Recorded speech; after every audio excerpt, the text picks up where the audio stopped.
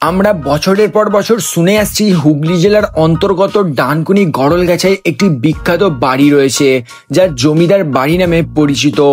আজকে আমরা খুঁজতে বেরিয়েছিলাম সেই বাড়ির রহস্য। তারপরে আমরা সেই বাড়ির বিষয়ে খোঁজ নিতে গিয়ে শুনেছিলাম সেই বাড়িতে নাকি 100 বছর পুরনো একটা দুর্গাপুজো হয়ে থাকে। আজকে আমরা তোমাদের জানাবো এই বিখ্যাত জমিদার বাড়িরই রহস্য। আজকে আমি এসেছিলাম কলকাতা থেকে মাত্র 20 কিলোমিটার দূরত্বে এই রাজবাড়িতে। এই রাজবাড়িতে ঢুকতে গেলে পারমিশন নিয়ে ভিতরে ঢুকতে হয়। আর হ্যাঁ, এই বাড়িটিতে এখন যে কোনো রকম অনুষ্ঠানও হয়ে থাকে। তোমরাও চাইলে এই রাজবাড়িটি বুকিং করতে পারো। হ্যালো ফ্রেন্ডস, আমি জাহির আর তোমরা দেখছো এক্সপ্লোর বয় জাহির। আজকে আমরা এক্সপ্লোর করতে চলে এসেছি গড়লগাছায় জমিদার বাড়িতে। আজকে আমরা এখানে জানবো এই বাবুদের বাড়ির রহস্য। এই বাবুদের বাড়িতে শুনেছি নাকি অনেক বছর ধরে দুর্গাপুজো হয়ে আসছে। আমরা এই দাদার থেকে এই বাড়ির বিষয়ে জিজ্ঞাসা করায় দাদা বলতে লাগলো এই বাড়ির ইতিহাস। আমরা দাদার থেকে জানতে পারলাম এ রাজবাড়ির আরো একটি নাম রয়েছে যেটা বাবুদের বাড়ি নামে পরিচিত। মুর্শিদাবাদের নবাবের কাছ থেকে পণ্ডিত সন্তোষমোহন বিদ্যাবাগীশ এ জায়গা উপহার হিসাবে পেয়েছিলেন।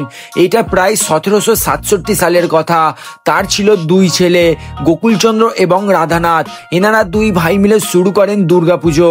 আবার কেউ কেউ বলেন নবকিশোর বলে কোনো এক বংশধর শুরু করেন এ পুজো।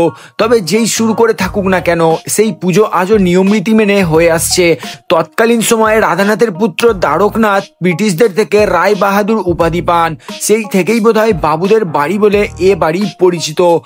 এই বাড়ির রংটা বাইরে থেকে সাদা হলেও ভিতরে কিন্তু লাল আর জানালাগুলো সবুজ।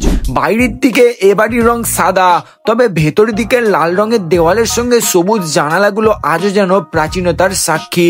এত সব ছেড়েও বাড়ির মুখ্য আকর্ষণ ঠাকুর দালান। বন্ধুরা, তোমরাও চাইলে এখানে ঘুরতে আসতে পারো। এখানে তোমরা শুট করতে পারো নিজের রিলস আর ফটো তোলার জন্য। এর চারিদিকের ব্যাকগ্রাউন্ডটা খুবই সুন্দর। এবারে এখানে আসবে কিভাবে? গড়লগাছা রাজবাড়িতে যাওয়ার উপায় খুবই সহজ। ট্রেনে এবং গাড়ি যে কোনো রাস্তা দিয়েই পৌঁছে যাওয়া যায়। রেলপথে শিয়ালদা থেকে ডানকুনি অথবা হাওড়া থেকে কটলাইন ধরে বর্ধমানগামী কোনো ট্রেন ধরতে হবে। ডানকুনি স্টেশনে নেমে কোনো অটো বা টোটোকে জমিদার বাড়ি বললেই হবে। রাস্তা ধরে আসলেও প্রধানত পৌঁছে যেতে হবে ডানকুনি। সেখান থেকে ম্যাপ দেখে খুব সহজেই চলে আসতে পারেন গড়লগাছা রাজবাড়িতে। আজকের ভিডিওটা এতটাই। দেখা হচ্ছে পরের কোনো নতুন ভ্লগে। ততক্ষণ পর্যন্ত চ্যানেলটা সাবস্ক্রাইব করে রাখো আর ভালো লাগলে ভিডিওটা লাইক করে দিও আর কমেন্ট করে জানিও এরপরে কিরকম ভিডিও দেখতে চাও।